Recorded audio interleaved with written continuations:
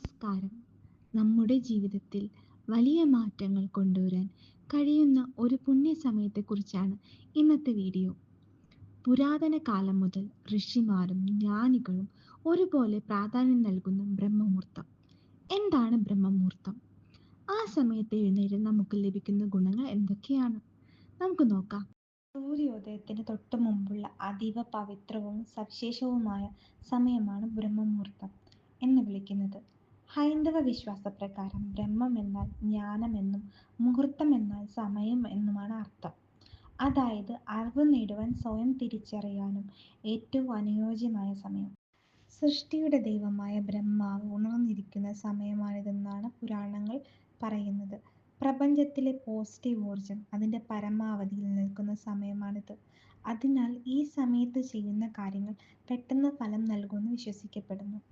സൂര്യോദയത്തിന് ഏകദേശം 1.5 മണിക്കൂർ മുമ്പുള്ള സമയത്തെയാണ് ബ്രഹ്മമുഹൂർത്തം എന്ന് വിളിക്കുന്നത്. സാധാരണയായി പുലർച്ചെ 3:30 മുതൽ 5:30 വരെയുള്ള സമയമാണിത്. ബ്രഹ്മം എന്നാൽ അറിവ് അല്ലെങ്കിൽ പ്രപഞ്ചം എന്നാണ് അർത്ഥം. അറിവ് നേടുവാൻ ഏറ്റവും അനുയോജ്യമായ സമയമാണിത്. ബ്രഹ്മമുഹൂർത്തത്തിൽ എഴുന്നേറ്റാലുള്ള ഗുണങ്ങൾ. ഈ സമയത്ത് അന്തരീക്ഷം വളരെ ശാന്തമായിരിക്കും. വായുവിൽ ഓക്സിജന്റെ അളവ് കൂടുതലായിരിക്കും. ഇത് തലച്ചോറിന്റെ പ്രവർത്തനക്ഷമത വർദ്ധിപ്പിക്കുന്നു. മനസ്സ് ശാന്തമായതുകൊണ്ട് തന്നെ നെഗറ്റീവ് ചിന്തകൾ കുറയുകയും ആത്മവിശ്വാസം കൂടുകയും ചെയ്യുന്നു. ഈ സമയത്ത് ഉണരുന്നത് ദഹനപ്രക്രിയ മെച്ചപ്പെടുത്താനും ശരീരത്തിൽ പ്രതിരോധശേഷി കൂട്ടുവാനും സഹായിക്കും.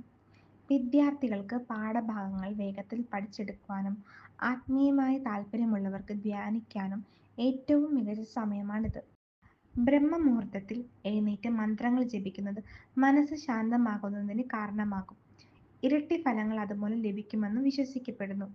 ബ്രഹ്മമുഹൂർത്തത്തിൽ എഴുന്നേറ്റ് ചൊല്ലേണ്ടതായ മന്ത്രങ്ങളെക്കുറിച്ച് ഞാൻ നിങ്ങൾക്ക് പറഞ്ഞുതരാം. ശ്രദ്ധിച്ചു കേൾക്കൂ. എഴുന്നേറ്റുടൻ കൈവെള്ളയിലേക്ക് നോക്കി ഈ മന്ത്രം ചൊല്ലുക.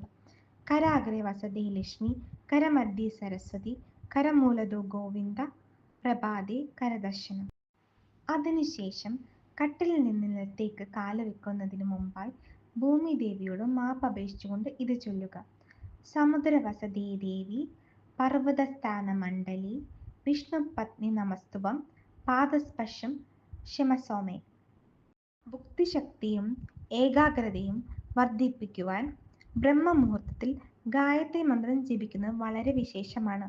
ഓം ഭൂർഭുവഃ സ്വഃ തസ്സവിതുർവരേണ്യം ഭർഗോ ദേവസ്യ ധീമഹി ധിയോ യോ നഃ പ്രചോദയാത്.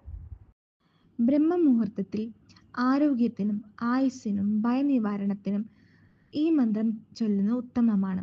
ഓം ത്രയംബകം യജാമഹേ സുഗന്ധിം പുഷ്ടിവർദ്ധനം ഉർവാരുകമിവ ബന്ധനാത് മൃത്യുമോക്ഷമാമൃതാത്.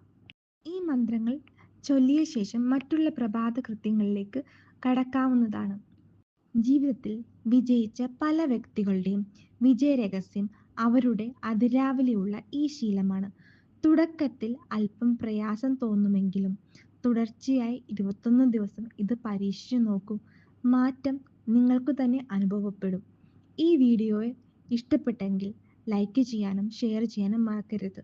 നന്ദി.